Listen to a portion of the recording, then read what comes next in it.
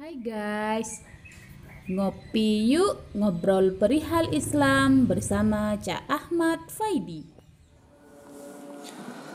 Assalamualaikum warahmatullahi wabarakatuh.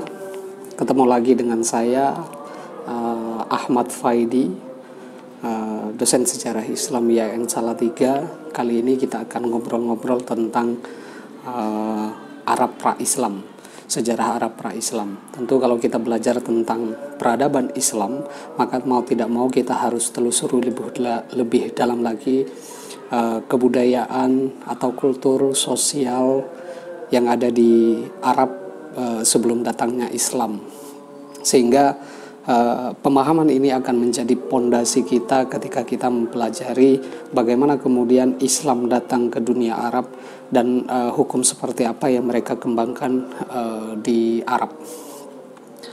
Nah, Arab pra-Islam itu sebenarnya sudah sangat kaya dengan kebudayaan. Salah satu contoh misalnya bisa kita lihat bahwa sebelum datangnya Islam itu Arab sudah sangat populer dengan dunia syair, ya, dengan dunia syair, di mana di lingkaran Ka'bah, masyarakat lingkaran Ka'bah itu seringkali mengadakan lomba-lomba berbentuk penulisan syair, sehingga nanti pemenangnya akan ditempel misalnya di dinding Ka'bah. Karya syair yang terbaik itu akan kemudian dipajangkan, dipamerkan di dinding Ka'bah. Terlepas dari hal itu, pertama mari kita telusuri terlebih dahulu tentang konteks etnografis, konteks demografis atau kesukuan bangsa Arab. Sebagaimana coba kalau kita baca misalnya Philip Kahiti, di sana itu akan dijelaskan panjang lebar tentang asal-usul bangsa Arab, termasuk sampai pada satu suku yang disebut suku Smith, ya. Suku Smith, ada berbagai macam pendapat di situ. Suku Smith itu berasal dari mana? Misalnya ada yang dari Afrika, ada yang dari Arab itu sendiri, dan lain sebagainya. Jadi secara kesukuan memang bisa dibilang bahwa penganut Yahudi, Kristiani dan juga Islam itu merupakan satu rumpun Smith, satu rumpun Smith.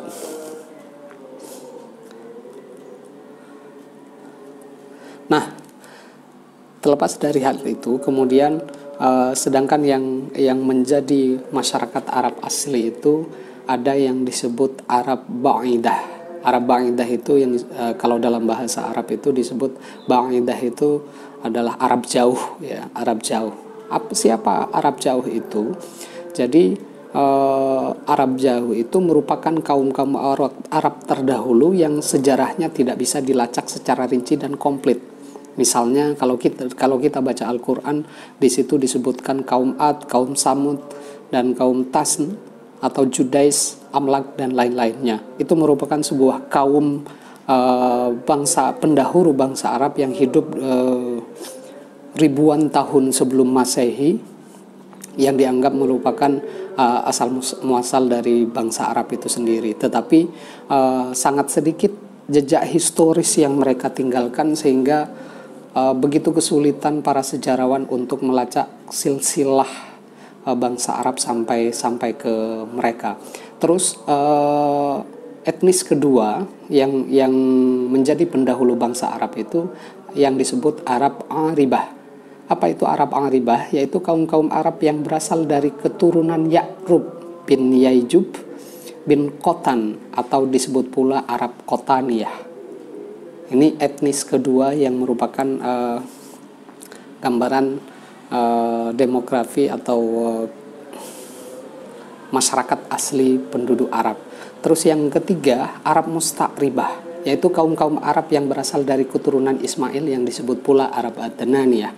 Nah, dari etnis yang terakhir inilah kemudian kita kenal nanti juga agama Hanif yang disebut sebagai pelestari ajaran tauhid Nabi Ibrahim, dan dari etnis inilah lahir bagaimana terah agama Hanif ini kemudian dilestarikan hingga menjelang lahirnya Islam. Nah, yang kedua itu kita kalau berbicara sistem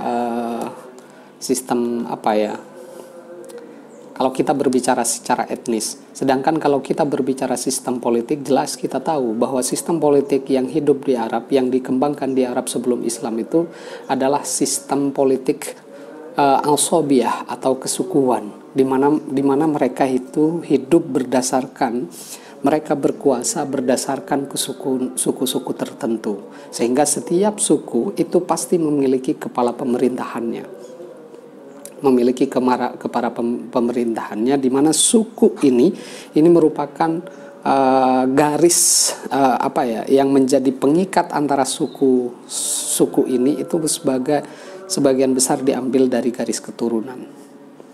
Jadi terbentuknya satu suku tertentu itu berasal dari satu keturunan tertentu. Makanya kalau kita disebut dan ini memang masih sangat kental sampai sekarang, bahwa ketika kita berbicara tentang Arab, maka maka pasti tidak bisa dilepaskan dari silsilah. Makanya kalau kita berbicara Arab itu pasti selalu mengaitkan namanya dengan para pendahulunya. Makanya kalau dalam tradisi Arab sangat masuk akal ketika kita baca kitab misalnya sampai dari siapa bin siapa sampai bahkan itu sampai berhalam-halaman hanya untuk menuturkan tentang silsilah keturunan Isim. Jadi tradisi kekeluargaan semacam ini memang sampai sekarang itu masih sangat kuat. Bahkan pengaruhnya di Indonesia itu masih sangat kita rasakan. Salah satunya misalnya kalau kita sebutkan di daerah-daerah gitu, kita sering menjumpai kalau tradisi lebaran itu ada kumpul keluarga yang namanya bani siapa. Dan saya rasa itu merupakan sebuah kultur yang diwariskan oleh para pendakwah Islam yang datang dari Arab itu sendiri. Terus, nah, konteks kesukuan yang semacam ini yang diikat dengan tali darah atau pertalian darah semacam itu melahirkan satu bentuk fanatisme yang begitu kuat. Sehingga hal inilah yang kemudian menyebabkan kenapa suku-suku di Arab itu saling berperang satu sama lain. Mengapa? Karena fanatisme terhadap kesukuan itu begitu kental. Di faktor lain, para suku-suku yang hidup nomaden ini senantiasa berebut dalam konteks ekonomi, kalau kita milih, senantiasa berebut lahan kehidupan. Ketika setiap ada oase mereka datangi, ketika berbenturan dengan suku lain, maka disitulah akan terjadi perang. Jadi fanatisme kesukuan dalam tradisi Arab itu begitu kental, sehingga makanya nanti ketika Islam datang, ketika bangsa Arab disatukan oleh satu kekuasaan politik tertentu, itu merupakan, banyak orang menilai itu merupakan satu prestasi yang begitu luar biasa. Dan tidak bisa dibandingkan dengan di Indonesia misalnya. Di Indonesia yang sudah antara suku etnisnya itu sudah hidup berdampingan secara aman dari dulu sampai sekarang. Itu berbeda konteksnya. Maka persatuan bangsa Arab itu merupakan prestasi yang begitu luar biasa. Ya, ini konteks historis menyatakan bahwa fanatisme bangsa Arab itu begitu kentalnya sehingga ketika meraih persatuan itu merupakan satu prestasi yang begitu luar biasa bagi bangsa Arab. Nah, yang ketiga, kalau kita masih berbicara dalam konteks politik, yang ketiga, sistem pemerintahan sebelum pra-Islam itu sangat monarki, ya, sangat monarki, artinya bahwa kepala suku, ya, atau ketua kabilah itu memiliki hak seperti raja, bahkan cenderung diktator. Jadi dia memiliki hak yang bebas dan dia wajib bebas menentukan kebijakan-kebijakan yang harus diterapkan di sukunya masing-masing. Nah, kita berpindah pada kondisi kemasyarakatan. Konteks kesukuan, selain konteks kesukuan tadi yang saya sampaikan itu, kalau kita berbicara sistem sosial kemasyarakatan, maka bangsa Arab ada satu ciri khas yang kemudian mendasar dalam bahasa Arab. Sebenarnya ini juga terjadi di masyarakat Eropa, misalnya terutama pada fase kaum feodalis atau pada masa pertengahan, ya, pada periode pertengahan di mana masyarakatnya hidup dengan feodal, ya, dengan sistem feodal di mana ada kelas bangsawan, ada kelas raja, ada kelas bangsawan, dan ada kelas rakyat jelata. Hampir sama dengan di Eropa, bahkan di Indonesia juga menerapkan kayak gitu. Di Arab juga terjadi kelas-kelas sosial. Yang pertama misalnya jelas oleh misalnya kelas saudagar, bangsawan, dan lain sebagainya, dan juga ada kelas budak, dan ini kemudian yang dihapuskan ketika Islam mulai datang di Arab. Terus yang kedua, jika seorang laki-laki Arab ingin menjadi kebanggaan atau dipuji-puji oleh bangsa Arab yang lainnya, atau diakui status sosialnya, maka salah satu syarat yang unik yang harus dipenuhi mereka adalah bahwa laki-laki itu harus menjadi omongan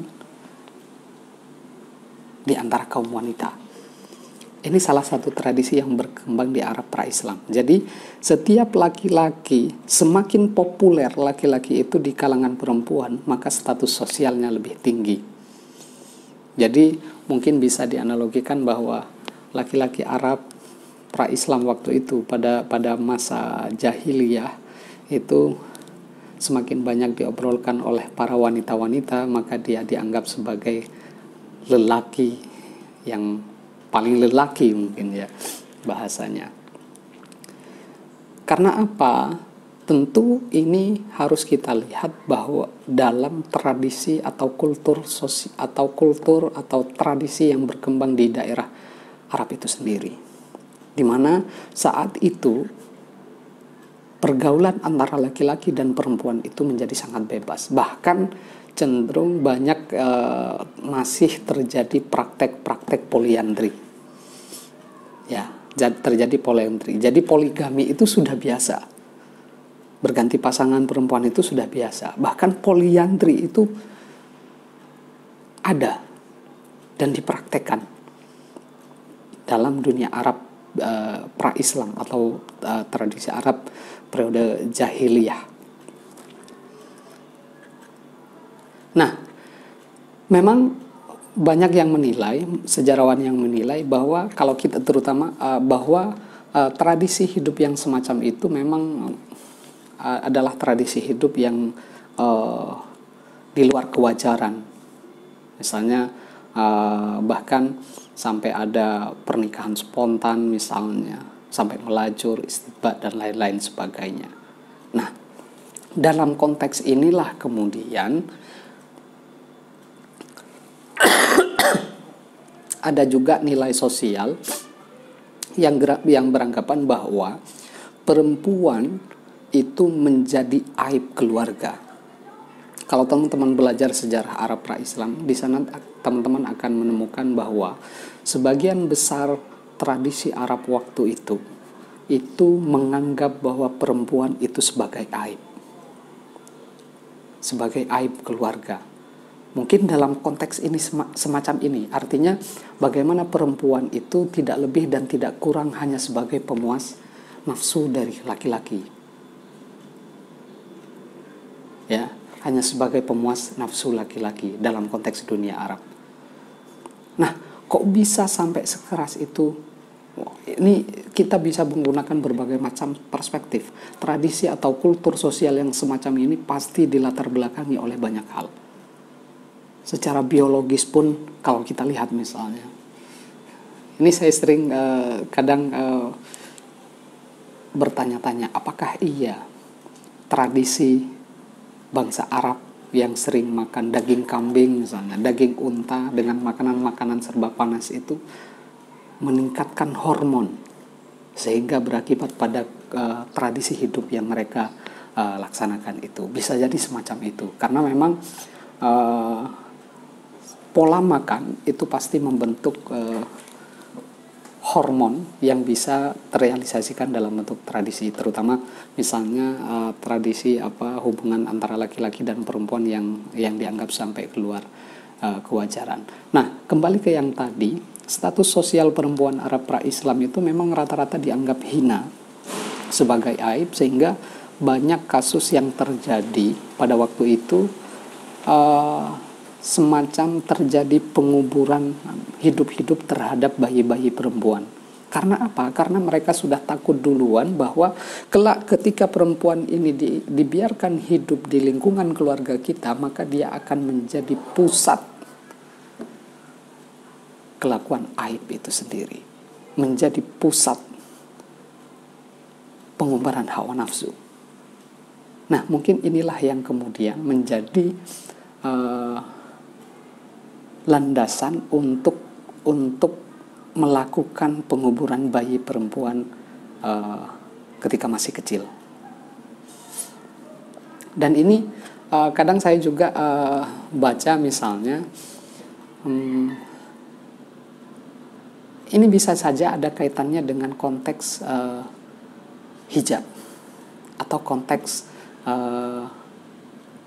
menutupi tubuh perempuan, di mana kita tahu bahwa dalam sejarahnya hijab itu tidak hanya diterapkan dalam Islam, bahwa hijab atau cadar itu sebenarnya sudah dilaksanakan dari tradisi sebelumnya. Tradisi ala jahiliyah itu sudah menerapkan cadar. Mungkin ada kaitannya dengan konteks ini, bahwa karena perempuan dianggap aib, maka ketika dia keluar rumah, dia harus menutupi segala tubuhnya, termasuk bercadar itu. Nah, tetapi tentu ini masih membutuhkan proses penelitian yang cukup panjang. Apalagi data-data yang secara valid itu masih perlu ditingkatkan. Misalnya, bisa kita lihat misalnya dalam sebuah karya yang mengatakan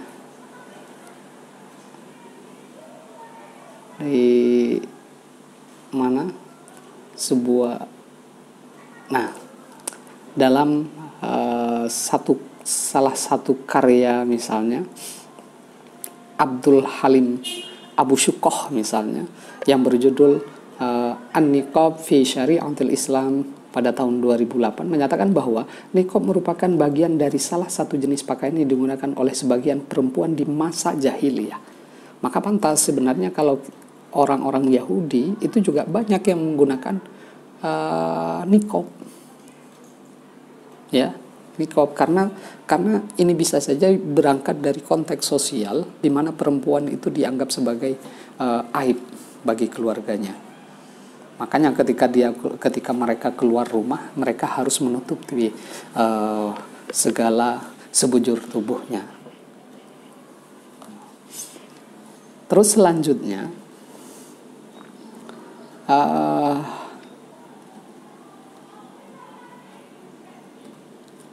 sistem kepercayaan.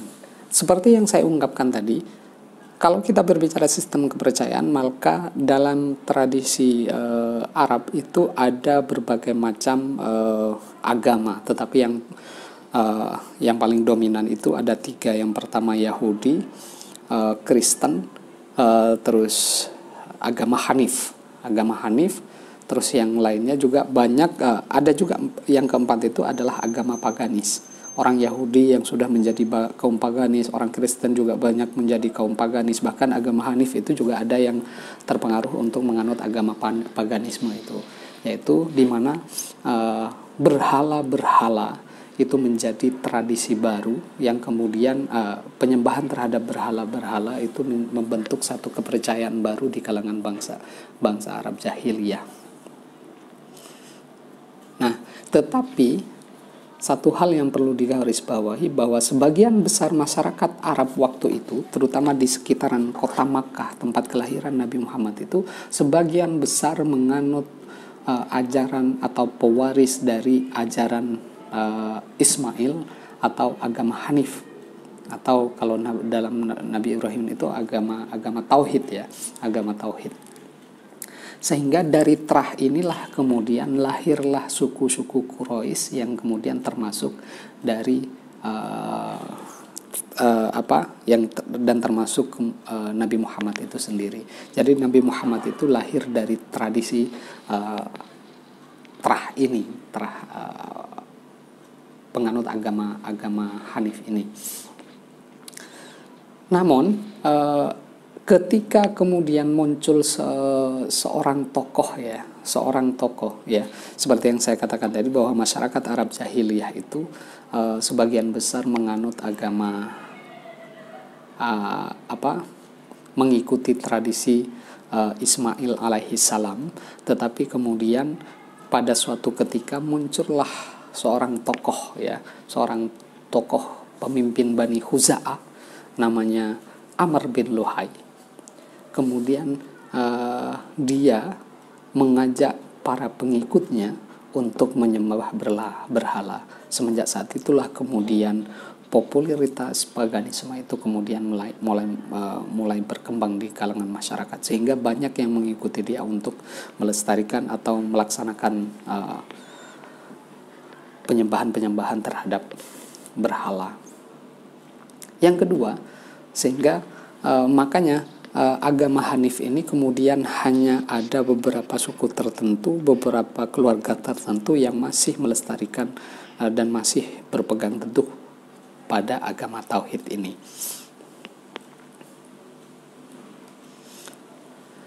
Terus yang kedua, tradisi hurafat, musyrik dan munafik itu masih berkembang sangat pesat. Misalnya percaya dengan ramalan-ramalan dan lain sebagainya, itu masih sangat kuat, terutama ketika sebelum Islam datang. Terus yang selanjutnya, orang-orang Yahudi menjadi orang-orang yang angkuh dan sombong. Agama Nasrani berubah menjadi agama paganisme. Ya, disinilah kemudian dalam konteks yang semacam ini lahirlah nanti Islam yang mampu membebaskan tradisi bangsa Arab dari tradisi-tradisi semacam itu. Jadi spirit yang dibawakan oleh Islam itu merupakan spirit pembebasan, terutama pembebasan dari kultur-kultur yang jahiliyah, kultur-kultur jahiliyah. Makanya kalau kita berbicara tentang Arab pra-Islam itu memang